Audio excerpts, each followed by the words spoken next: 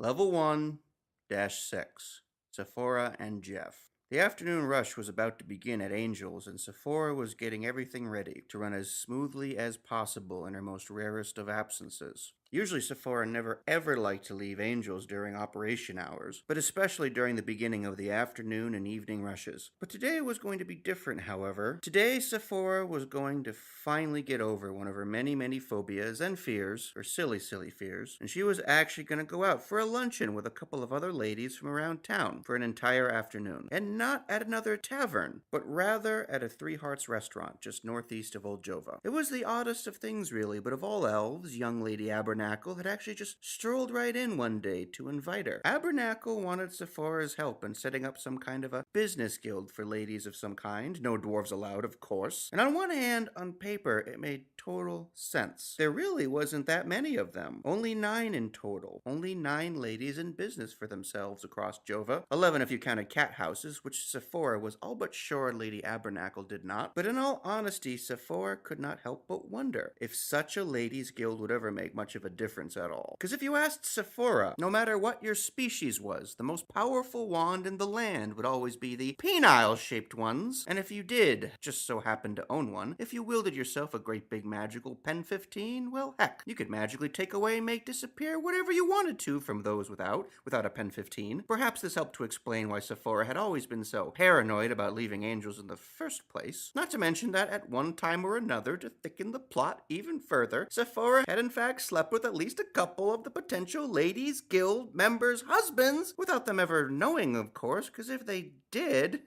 she highly doubted she would have ever been invited to be a part of this luncheon and this guild in the first place. Heck, back in the day, Sephora used to snatch them all up like spiders catching, well, married elves, because it was fun to take what was not yours. Just go ask anyone who owned a pen 15. It's a hoot.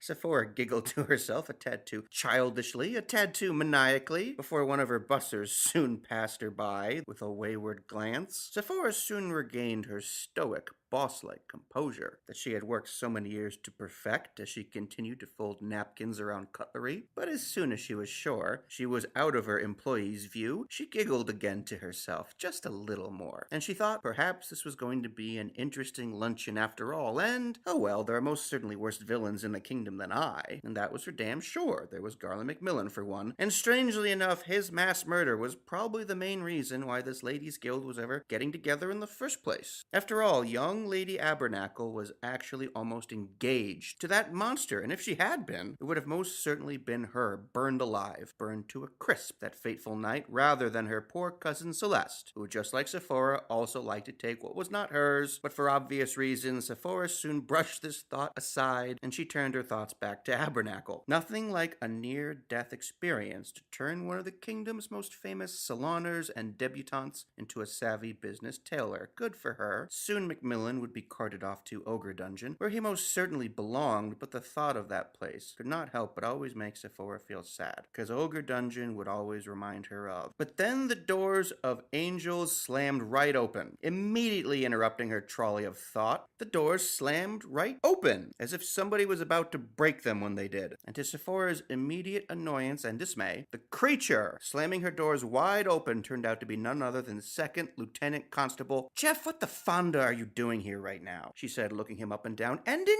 uniform, no less. How many times have I told you never ever to come in here? But then she noticed his face. She noticed how bruised and black his left eye was, and how utterly shattered his favorite pair of glasses was. Just what the fonda happened to you? She inquired with a sudden interest and concern. What the fonda happened to me? Jeff stammered. What the fonda happened to me? Jeff bellowed. What happened to me was I should have never ever listened to you, Seth. That's what. He exploded, his anger only hindered by the slightest of whimpers under his breath. What? She exclaimed. What the heck are you talking? I did exactly like you suggested. He continued to childishly overreact. I offered that no-good turnkey that's been driving me crazy a job as an actual constable, because you thought that if I did, that might finally put a kibosh on this whole moonlighting turnkey flim-flam we got going on in Jova. But guess what, Seth? Guess what? Guess what he did? He hit you in the face and broke your favorite pair of glasses, she said, no longer sounding interested in any of this, but rather annoyed. He hit me me in my face and broke my favorite pair of glasses, Seth. Oh, Nolan, Sephora cursed while face-palming herself. Fonda, damn it, Nolan. I know, Nolan, right? In the history of the entire kingdom, has there ever been a more miserable jerk than Turnkey Sergeant? Wait, Jeff said suddenly, feeling the torchlight in his brain catch right on fire and damn nearly explode. Sephora's eyes slightly bulged at her obvious of missteps. Wait, what, Jeff? She said, trying to sound as innocent and as naive as possible, but perhaps overselling it just a bit, because clearly Jeff was not buying it. Not this time, and Seth could usually make Jeff buy whatever she was selling. Nolan, he screamed, pointing. You said effing Nolan! I never once told you his name, Seth! Not once! How the effing Fonda? Do you know his name? That his name was Nolan? Keep your voice down! Sephora screamed, sounding panicked and frustrated beyond belief. The afternoon rush would soon be beginning, and she was gonna be late to meet with some ladies whose husbands she had slept with once, or twice, in her penthouse apartment above Angel's. One of them actually cried when they were done. You come in here to get drunk twice a week for Fonda's sake. How would your uncle, Captain Primus, feel about that for one, And Jeff slightly gasped back, as his bulging eyes seemed to scream, You promised! And, not to mention that you're always complaining about him, Jeff. I'm sure you've dropped his name at least once, so don't even go there. What is he to you? Jeff pleaded, almost sounding concerned even. Come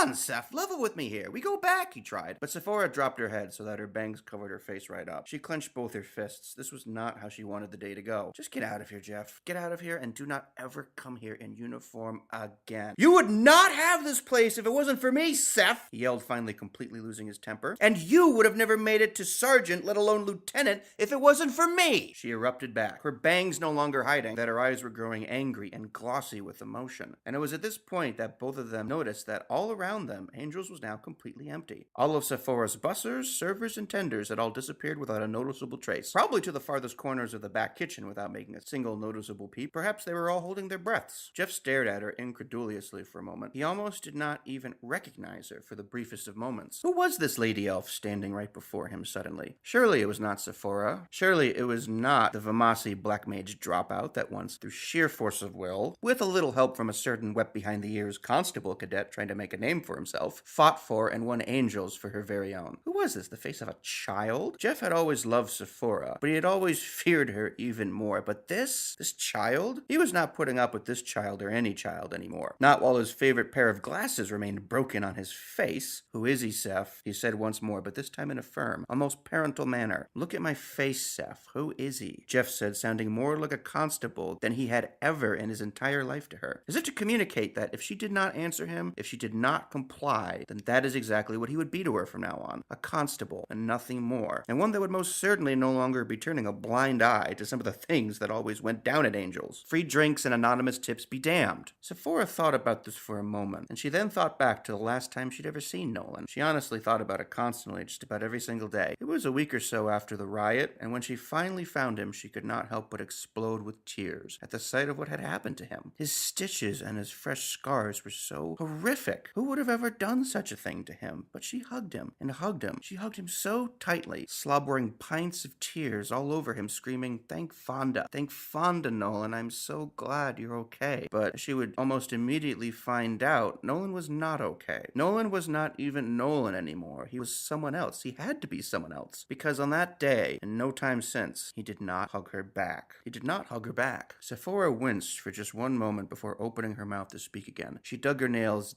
deep into the soft flesh of her clenched palms. The pain seemed to help. She raised her head to stare at Jeff so that he could crystal clearly see that I am not a scared little girl, Jeff. So watch your tone, she told him, mustering up everything she had. Nolan was not just some guy. Nolan was my friend. And she said it in such a manner as if to imply that to Sephora there was nothing more sacred, nothing more important in the entire kingdom than a real-life actual friend. Not a lover, not a companion, or a bunch of ladies trying to band together to keep the Pen 15s at bay. And strangely enough, this had honestly made Jeff 100 times more jealous than if Sephora had simply said, Oh, Nolan? Oh, yeah, Nolan. That dude, he used to bang my brains out twice a week. His magical wand was huge, Jeff. Frickin' huge. He was my friend, Jeff. And I've known him since we were very little. We grew up together, and he wasn't like this at all back then. He was different, and but I was always different too, so it was like we got to be different together. And Sephora bit her lower lip a little at this, and she filled Jeff in on everything, on just about everything, about her and Nolan leading up to when she finally left for Vamasi, where she would inevitably get kicked out for casting the greatest and largest firestorm the headmaster had ever seen, damn near burning the entire place down. And there was a silence between them, a silence that seemed to last for ages, until Jeff finally ruined it by retorting, "Bullshit!" he cursed. "I'm sorry, what?" Sephora said incredulously, as if Jeff had not heard a single thing she had just said, as if Jeff had just rudely woken her up from the most fantastic of daydreams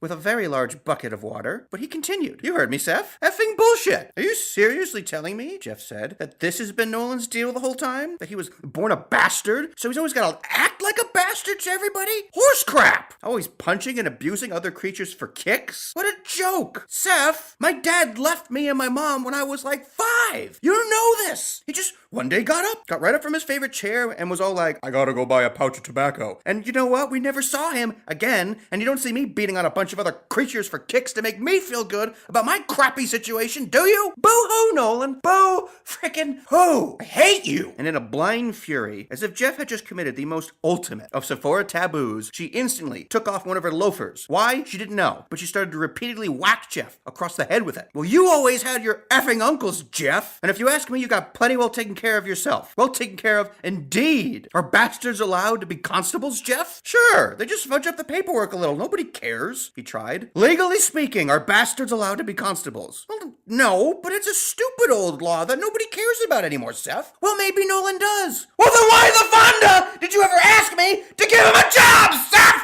Jeff howled like the wind outside. "I don't effing know, you dink. Back off!" And she calmed down and regained her composure and put her shoe back on. "Look, Jeff, I'm sorry. I'm really sorry." And Jeff could see that this was one of the actual times that Sephora had told him sorry and actually meant it. This would make number 2. "I'm sorry for everything. It's just..." But she refused to finish. "Just promise me you won't tell him any of this, okay, Jeff? Just promise me that. Do that for me, and you can get free drinks for life, I swear to Fonda. Just don't do me on this one." "Then he had better learn to stay the hell out of my way, Seth. Because next time he does anything, I swear to Fonda, he's gonna frickin' pay." But Sephora took off her shoe again, and Jeff flinched. "Promise me, Jeff! Promise me!" "Okay, Fonda, I promise. Put the loafer down," he said. "Constable's honor." But in his heart of hearts, he knew it'd be all but impossible to keep this promise, because now he hated Nolan even more, the bastard. "He's my friend, Jeff. He's my friend." These words would ring in his ears and keep him up for nights to come. "I thought I was your friend, Seth," he said to himself over and over again in the darkness as he laid restlessly below his sheets. 1 week later, outside of Big Bill Monty's house. "Oh, hey! Once again, Nolan, I gotta thank you for the black eye. Because you know what, Nolan? That little Sephora, man, she is a firecracker when you get her in the saddle." "Oh, my Fonda!" Jeff, Vic shouted. "I thought I was your friend, Seth," Jeff mumbled.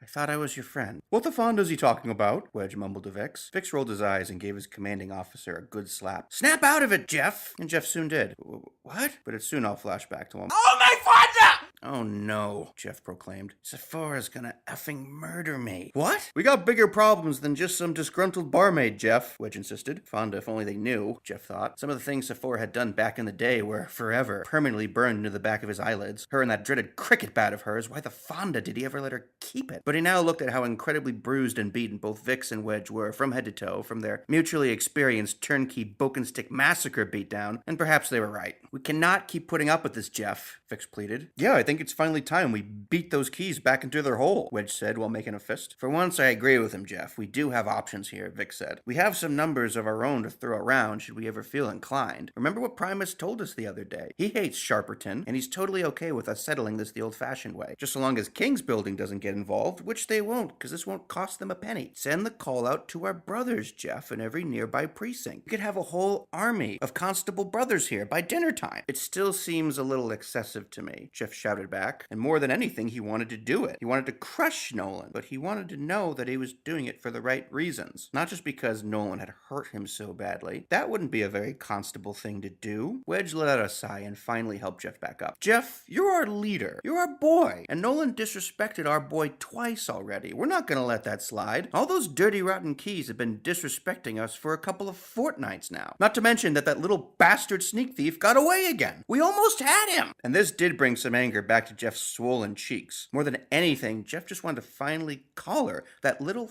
thieving shit. We need to finally make a stand here, Jeff. We need to finally make an example of someone, and I cannot think of a better candidate than Turnkey Sergeant Jerkface. Can you, Vix? Not really, no. I know this is messy business, but we don't want things getting any messier than they already are. Do you want to arrest Sergeant Nolan, or do you want to just knock some sense into him? A lot of sense, chimed Vix, soon spitting out some blood on what appeared to be the piece of a chipped tooth. See, even Vix is mad, Wedge said. How many times have you ever seen Vix mad? Mostly at you, Jeff replied, and Wedge smiled proudly at this. Jeff soon let out a sigh. This strangely felt like one of the toughest decisions of his entire life. But then again, he remembered what Sephora had told him. He's my friend, Jeff. He's my friend. And though perhaps not the most constable of things, it made it all the easier. Well, maybe I don't want to be your friend anymore, Seth, he thought to himself, only half meaning it. Jeff swallowed hard, and with one final moment of hesitation, he finally said, okay, send out the pigeons. Let's let all our brothers know exactly what's been going on with our local turnkey population. Let's have ourselves a little academy reunion. What do you say, boys? What do you say, fellas? Yes! Both Vix and Wedge shouted, as if the winter solstice was coming early this year. Let's send that bastard Sharperton a message. Let's let him know whose jurisdiction this really is. Let's take his right hand elf, and let's break him in two.